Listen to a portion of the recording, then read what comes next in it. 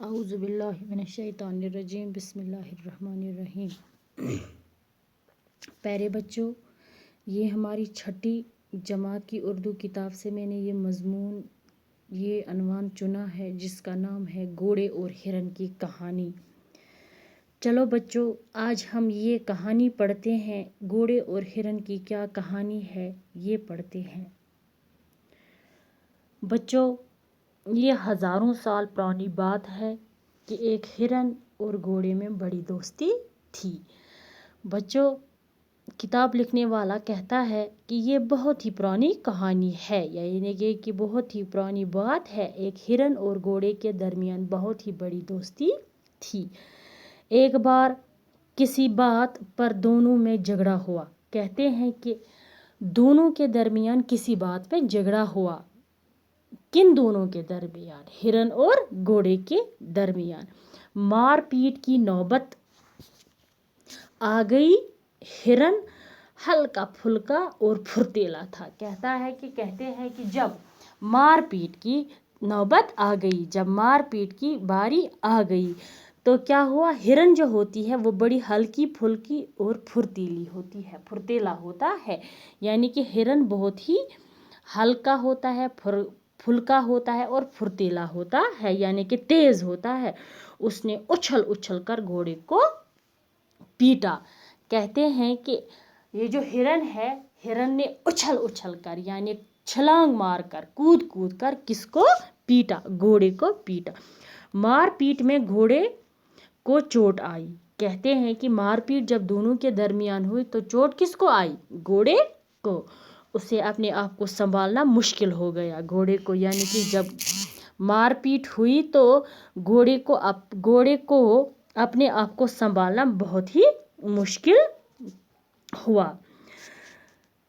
اسے اپنے آپ کو سنبھالنا مشکل ہو گیا۔ گھوڑا کچھ نہ کر پایا اور ہرن مار پیٹ کر چلا گیا۔ کہتا ہے کہ گھوڑا کچھ نہیں کر پایا، یعنی کہ جواب میں اس نے ہرن کے ساتھ کچھ نہیں کیا، لیکن کیا ہوا؟ ہرن مار پیٹ کر چلا گیا، یعنی اس نے گھوڑے کو بہت مارا پیٹا اور بھاگ گیا۔ گھوڑے کو بہت غصہ آ گیا۔ یہ تو غصے کی بات ہے۔ گھوڑے کو بہت غصہ آ گیا۔ اس نے سوچا کہ ہرن سے بدلہ لینا چاہیے۔ تو گھوڑے کے دل میں یہ خیال آیا کہ چلو، اس ہرن نے مجھے مارا، اتنا پیٹا اور خود بھاگ گیا، چلو میں اس سے بدلہ لینا چاہتا ہوں، لیکن بدلے لے تو کیسے؟ اب تو پریشانی کی بات ہے۔ گھوڑا بدلہ لے سکتا ہے، لیکن کیسے لے سکتا ہے؟ بہت دنوں تک جنگل میں مارا پھرتا رہا۔ گھوڑا بہت دنوں تک جنگل میں مارا ادھر ادھر در بدر بھٹکتا رہا۔ ایک دن اس کی نظر ایک آدمی پر پڑی۔ اچانک یہ مارتا پھرتا دوڑتا بھاگتا تھا جنگل میں، اچانک اس کی نظر ایک آدمی پر پڑی۔ کیا پڑی؟ کس کے اوپر پڑی؟ آدمی کے اوپر، جو تیر کمان لیے شکار کی تلاش میں پھر رہا تھا۔ یہ آدمی کون تھا؟ یہ شکار کرنے والا تھا، یعنی کہ یہ تیر کمان لے کر شکار کرنے کی تلاش میں پھر رہا تھا۔